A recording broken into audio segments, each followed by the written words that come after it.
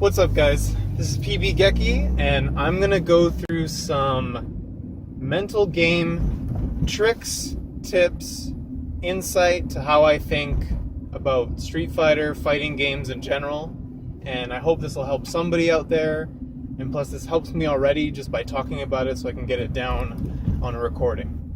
If you enjoy this kind of thing afterwards, please let me know in the comments, and I'll keep doing more stuff like this. I'll keep this one short and sweet. So basically, I love fighting games. I love the genre of fighting games. I love the idea of fighting games, like on a competitive level, on a casual level, on a mental level, and even on a life level. Because fighting games to me are the closest thing I will be able to experience to martial arts in real life. So I try to take any chance I can to improve myself with 100% effort and 100% focus on the thing. I might not be successful all the time at, implementing something new or applying a good idea or an idea I think is good, and then it turns out to be, it's not the best idea, or the idea was wrong, whatever it is. But no, I think fighting games in general are important to experience, regardless if you end up getting into them for casual reasons, competitive reasons, whatever it is. But just experiencing them are important, I believe. So, in terms of mental approach, a lot of people controversially have a love-hate relationship with Street Fighter V. I personally love it. I love all the Street Fighters for different reasons, but I'd say Street Fighter V is one of my favorites. And I'll tell you why. Basically because, to put it short and sweet, is that when you lose, it's your fault. Okay?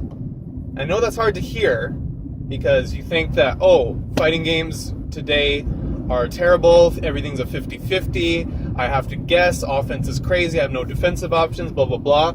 Well, I play Vega, okay? The worst character in the game in terms of defensive options, okay? He has a V-reversal that moves him backwards. He has no wake-up. He has a 3-frame, but a 3-frame button is not a defensive option because it relies on your opponent making a mistake in the meaty situation, and then it'll check the opponent or it'll interrupt their mistake, and then I get a chance to steal my turn. When if they would perfectly do offense to me, or they wouldn't mistime their meaty, then my 3-frame would never work, regardless if it was a 3 or 4-frame, right?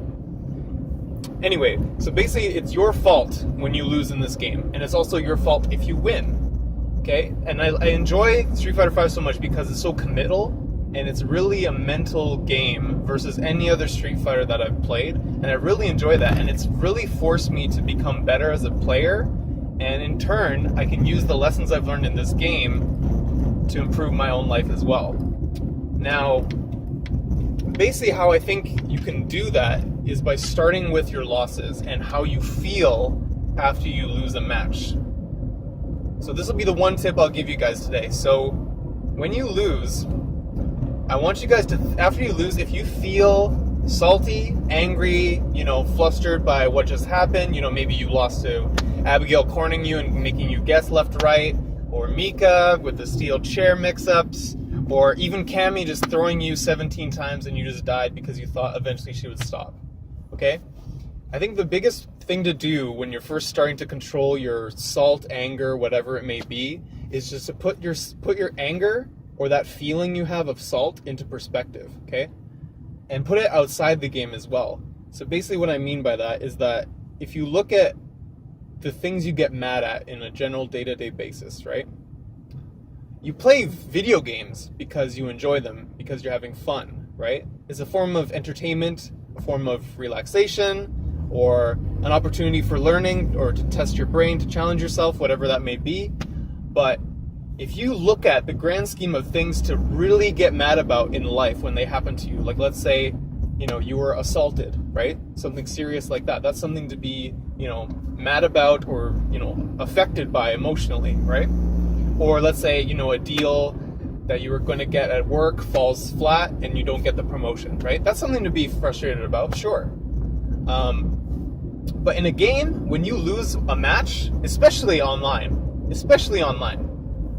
there's no reason to feel as mad as if you would feel, with that bad situation in real life, right? Because it's just, and only in this context I will say this, but it's just a video game, okay? If you lose in a video game, it should not impact your life in a negative way where you will have a terrible day. Because you are in control of how you feel when there are things that are in your control, okay? If nothing is in your control, then I can understand being affected by certain things. But there is always, I think basically I can say, in almost every situation in life and in games, there are things you can control to change or alter slightly how you feel towards it, okay? Because you are in control of yourself, not the game, not other people. You are in control of how you feel towards everything, okay? So I'll leave you guys with just that. Thanks for listening, guys. That's going to be my quick tip for today. If you enjoyed it, like, subscribe, all that good stuff. And thanks a lot for listening to me. Take care.